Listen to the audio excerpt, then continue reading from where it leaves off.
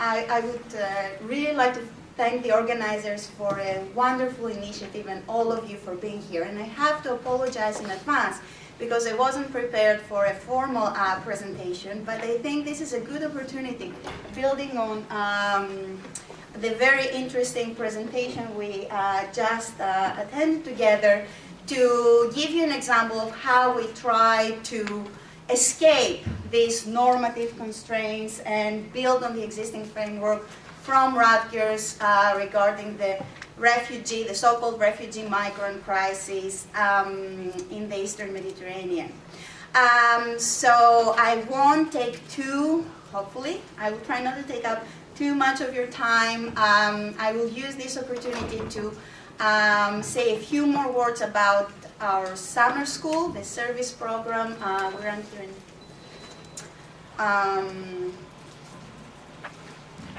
New Brunswick.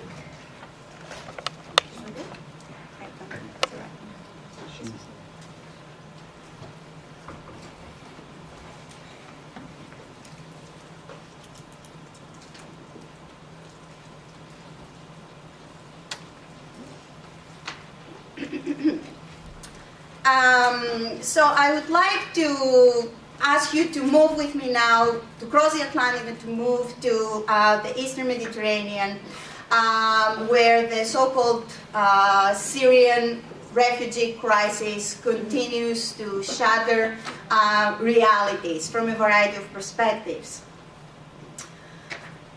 And we'll focus in particular on a tiny little island, Leros, which is located in the southern Aegean Sea, right across from the Turkish coastline. So for those of you who are familiar with the geography of that region, the story is pretty straightforward. Millions try to escape local conflicts, not limited to the Syrian civil war, which is the most disastrous but not the only one in the region. Turkey has become de facto, right, the host country for about 3 million, if I'm not mistaken. The numbers are overwhelming. And considering that whether Turkey is right now a safe country for some of these groups, especially, for instance, Kurdish groups, whether it is a secure, stable country, considering that this is questionable, millions try to cross over into the EU. The Aegean islands that you see on the map there have therefore become de facto the gate into the European Union. And as I always say, this produces a contradiction. On the one hand, life continues on as usual. And on the other, it has changed forever. For most of you, maybe the Greek islands are known as a very desirable destination point, right? Wonderful beaches, good food, good wine, although you're not supposed to drink yet, most of you. So for most people in America, the Greek islands are this ideal place where people can go to enjoy the Mediterranean sun. But for millions of refugees, including but not limited, particularly vulnerable groups, women and children, the reality on a Greek island these days is very, very different. And this is where our story begins, if you like. As a response to the crisis, especially in the first years, when there was no coordinated response, especially by the local government, a local spontaneous solidarity movement has emerged. The PICPA shelter that you see here is one of the many initiatives that came to life thanks to the efforts of local grassroots organizations. And I will very quickly show you a few pictures from the shelter here.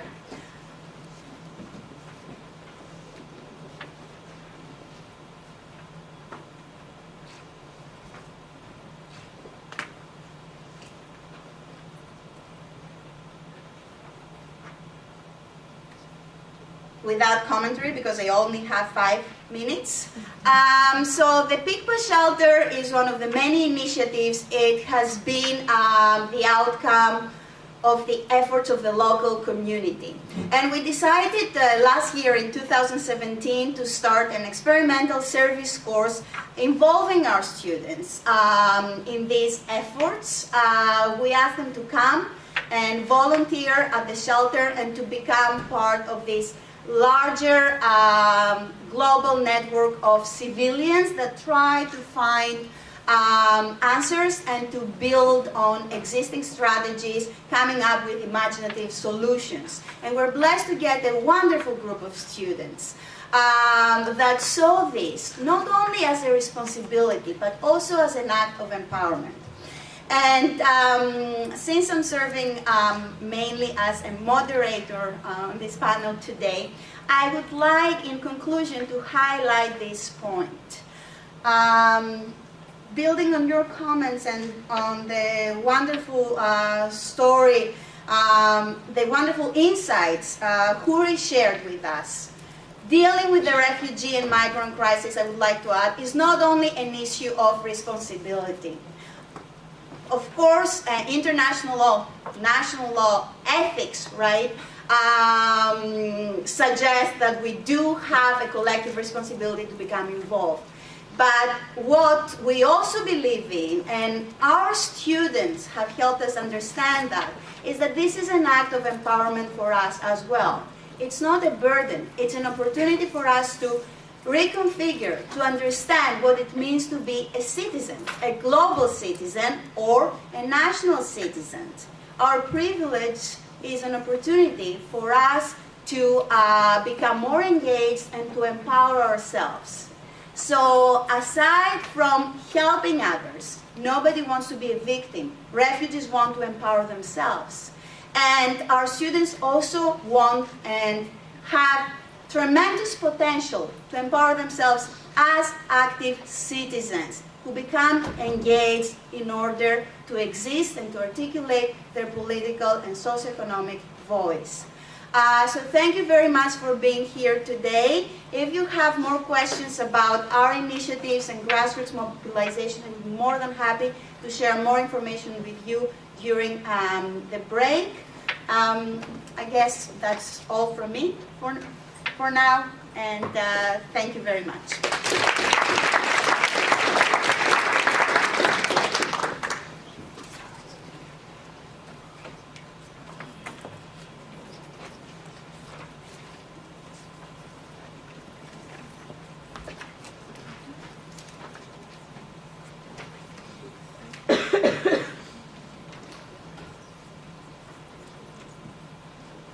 I will now hear from Karen Delaney.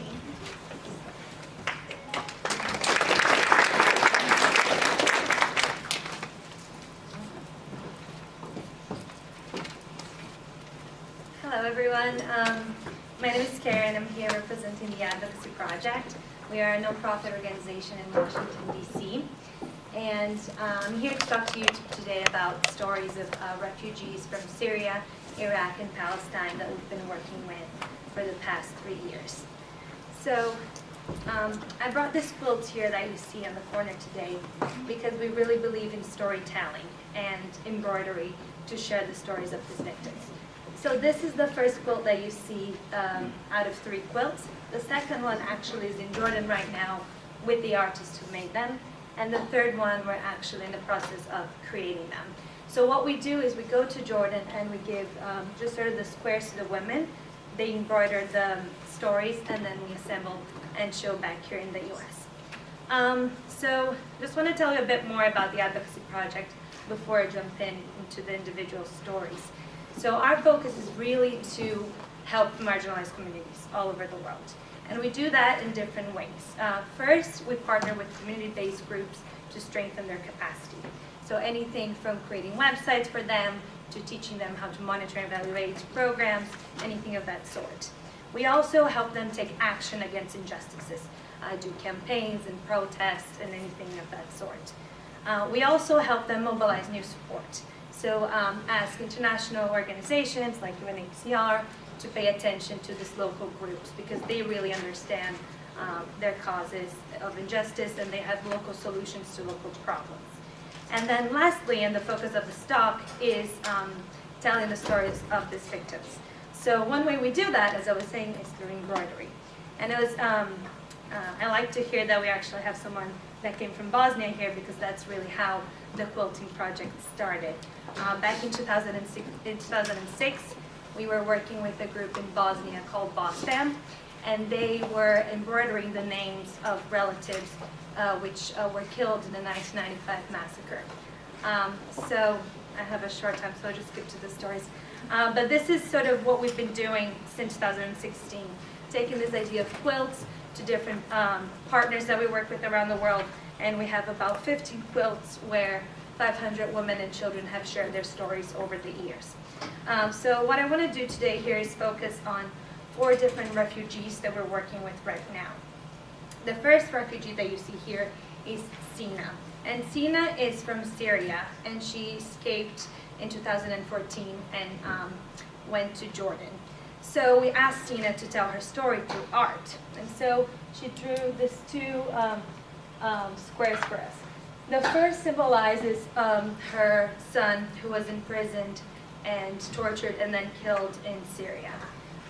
And she said it also symbolizes how she feels in Jordan as a refugee. She feels that she can't move around, she can't work, she can visit her relatives.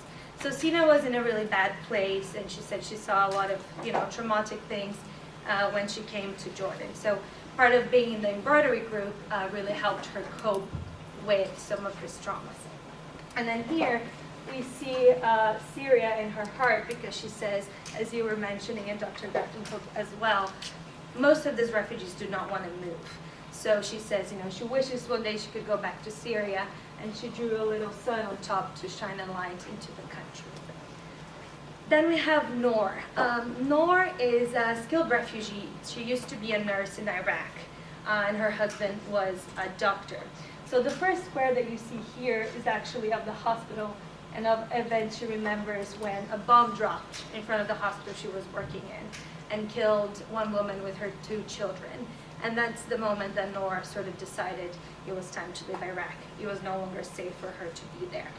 And then the second quilt, the second square that she drew here is the flags of Iraq and Kurdistan together. She says she wishes people would see them as one homeland and really as a peaceful, united region. Then we have Ebtisan, and you see some graphic designs that she chose to have here. So Ebtisan is also from Iraq, but she couldn't leave Iraq right away. She started going from city to city until she eventually made it to Jordan with her husband. So we asked Ebtisan, what do you want us to tell when we're showing your art to the world? She said, this is the dangerous conditions. This is what we face in Iraq and Palestine or Syria. Here is a memory she had of someone being decapitated by an ISIS member, and here is ISIS burning a church that she really loved. And so she said, when you share this with your audiences, let them know that we can't go back there. They're going to kill us. So you should open your doors and see us, as people who really need help right now. Then we have Ashwaq, who is the 4th story I want to share with you today.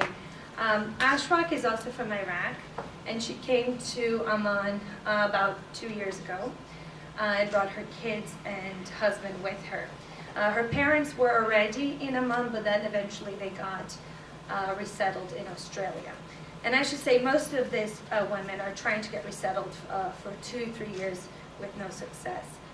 But Ashwaq's parents were resettled in Australia, and she is Sabian, which is one of the reasons she left Iraq. She was being persecuted for her religion. And so she hears from her parents in Australia that they can, express their religion and do traditional things, and they're not really targeted for that. So she said all she really wants is to have, give her children a normal childhood and somewhere that they could be safe. So the first quilt that she drew here is a practice that some Shia Muslims do in southern Iraq, where they cut part of their heads so it bleeds. It's sort of a form of mourning. And there she drew her and her son in the back there sort of being scared of this practice and being persecuted for something like that. And then here she drew herself praying because she feels like this is the only thing she can do in the situation that she's at. So I just have 2 minutes. I'm going to wrap it up here. What I wanted to do to you today is share the stories of the women, but also show you how art can go a long way and help them in different ways.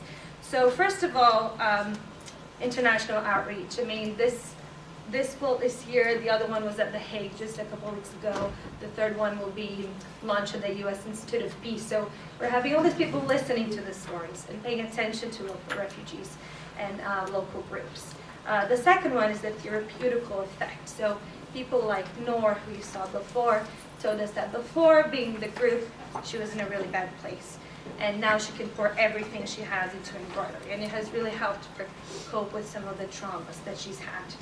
And then lastly is the income generation form that we're sort of focusing now with this quilt. So this wall hanging that you see here was actually just sold a couple weeks ago for $1,000. And that's money that goes directly back to the artists. So a small initiative, just with a little bit of thread and some training, now these women are being able to make an income for themselves. And as some of you are saying, it's very hard to be in refugee status because you can't really work in the formal sector, especially urban refugees in Amman that we're working with. And so by doing this embroidery, learning this skill, they're able to get some income for themselves and then help their families.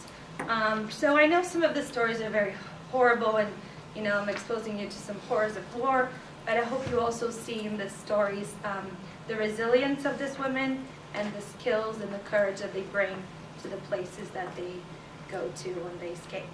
So I'm happy to talk to you more, I know the time is short, about that quilt or about some of these women later on. So thank you.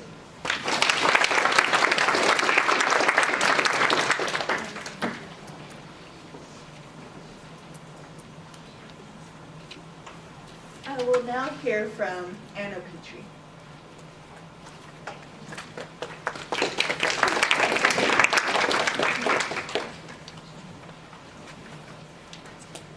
Hi. If you're like me, your stomach is rumbling and you're ready for lunch, so I ask you to just stay with me for a little bit longer. We're going to eat soon.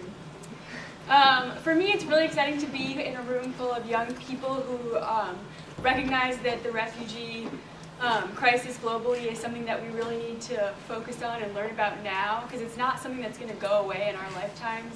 It's something that that needs attention and intention. So, thank you. My name is Anna Petrie, and I am one of 2 directors at Interfaith Rise. Interfaith Rise is a refugee resettlement agency in Highland Park, New Jersey.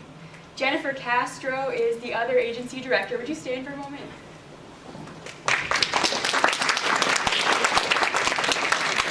So we, as a refugee resettlement agency, we are a small local response to the refugee crisis. We receive about between 100 and 150 refugees each year, and we resettle them right here in New Brunswick and in Highland Park and in Edison. So as a refugee resettlement agency, we provide core services, services that we're required to provide by the State Department, and these include housing, ESL, assistance with education, support getting medical care and mental health services, and transportation. So I'm sure, as you can imagine, arriving here in the U.S. is difficult. The first 90 days, we focus on the first 90 days of resettlement. And so this is a period when people have just gotten here, their expectations for what the U.S. and what New Jersey is hit reality. And so it's a hard period. It's a period of disillusionment and kind of disorientation. And so this is a challenge in our work as a refugee resettlement agency. That's the problem. And so some of the solutions that we are focused on to solve this, working with people who are in the mix of culture shock, is by linking clients with refugees who have already been resettled in this area, so that there's a human connection and they can kind of find a place in a community here. And we're also, we do cultural orientation classes, which we are required to do.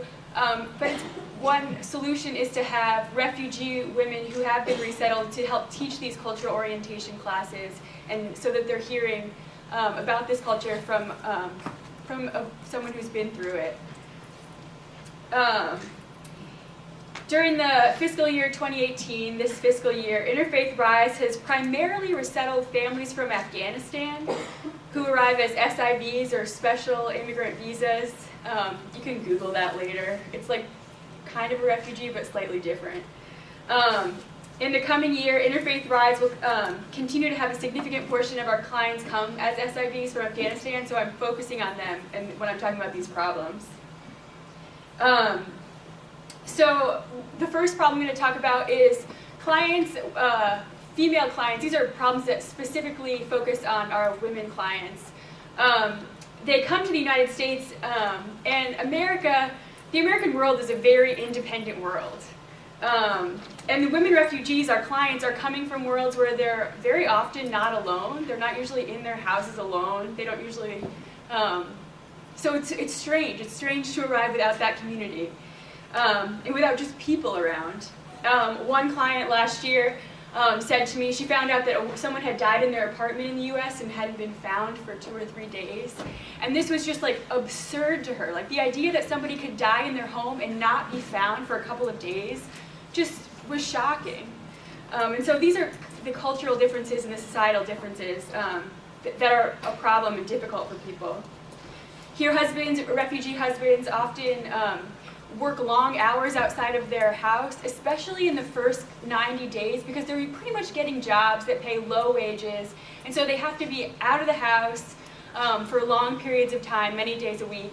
And so the women are left to childcare and in the home isolated. And this is intensified when we're dealing with women from Afghanistan, because especially outside, when people are coming from Kandahar or outside of Kabul, these are women that they've never driven, and they don't feel comfortable traveling alone on bus systems and on the transportation systems. For the Afghani women that we've resettled, every single one, except for one, did not feel comfortable traveling alone with a male volunteer and did not feel comfortable seeing male medical professionals, and did not feel comfortable working with male translators. So this is a challenge as an agency. And so the solution is really two-part, and it's not easy. So part of it is the cultural orientation, like teaching the norms of the society. Like, we're a small agency, so sometimes a male volunteer driver is the only thing we can provide. So it's kind of teaching the norms at the beginning and kind of expressing what this new society they've landed in, while at the same time making sure that we're providing the services that allow women to feel safe in this resettlement process. So it's a challenge. So I'm going to put this challenge into a little bit of context. In this fiscal year, we resettled a woman named Humaira, and she is from Afghanistan. She is a lively 24-year-old woman, and she is often to smile and laughs nervously a lot, and she asks amazing questions. Like, we were having a meeting about her education goals, and so she stopped us and she paused and she said, "What is the job in the U.S. where you can make the very most money?"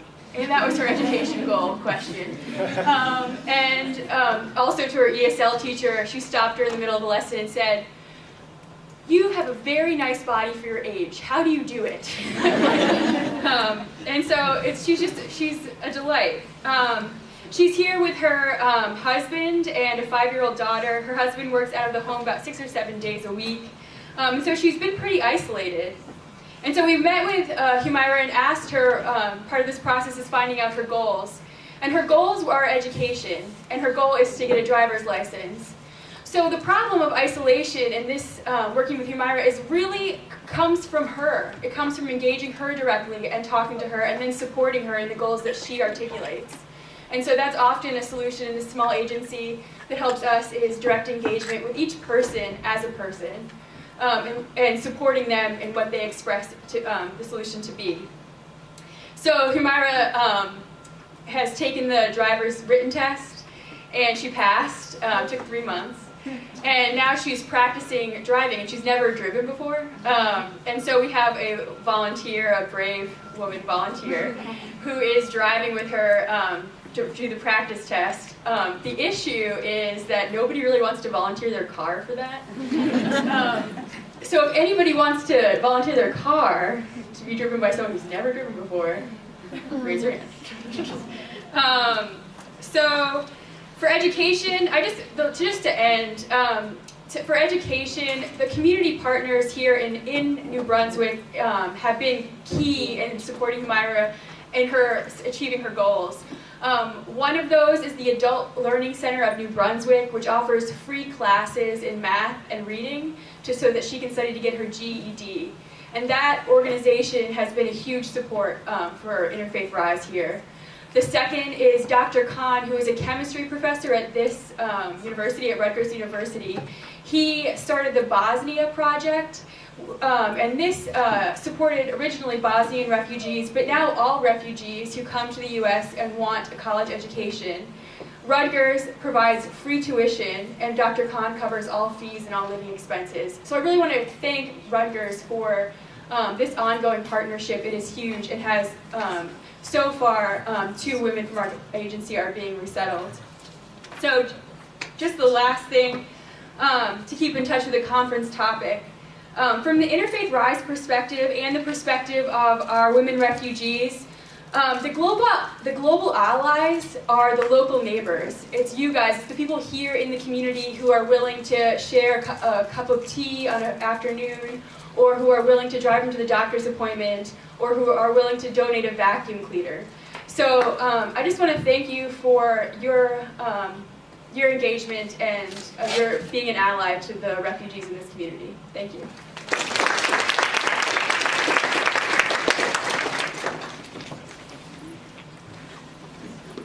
We'll now hear from Sandra Uwiringimana.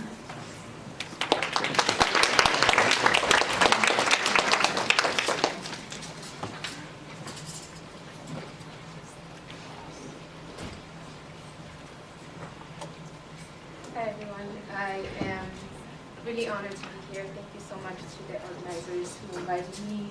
I didn't really have any formal remarks prepared, but I'm here representing the Jumere Fund, which is an organization that works in very rural areas of Congo to revitalize communities, because we find that many people in rural areas are actually displaced refugees. Those rural areas tend to have less conflict in them because they're simply inaccessible. It takes 3 days to walk to the nearest city. Me, myself, I'm from the Democratic Republic of Congo. I was born there, had a happy life. I definitely thought I was going to grow up to become president of Congo. Those are the kinds of parents I had. And so for me, my home was everything. I never imagined myself leaving. But unfortunately, as many of you know, Congo has been in a state of conflict since maybe the beginning of time. And more recently, for us, in 2004, the conflict escalated and we had to leave the country. That was not the first time we had to flee Congo. That was probably maybe like the 10th time for me as a 10-year-old. It was very normal to hear that conflict is happening and then leave for a couple of weeks and then come back when things have settled down. So in 2004, I definitely thought, okay, things are going to come down and eventually I'm just going to go back home.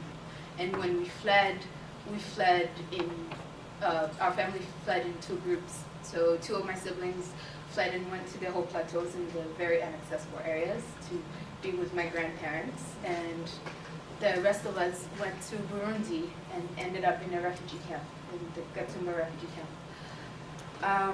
We were in the refugee camp for about 3 months before it was attacked.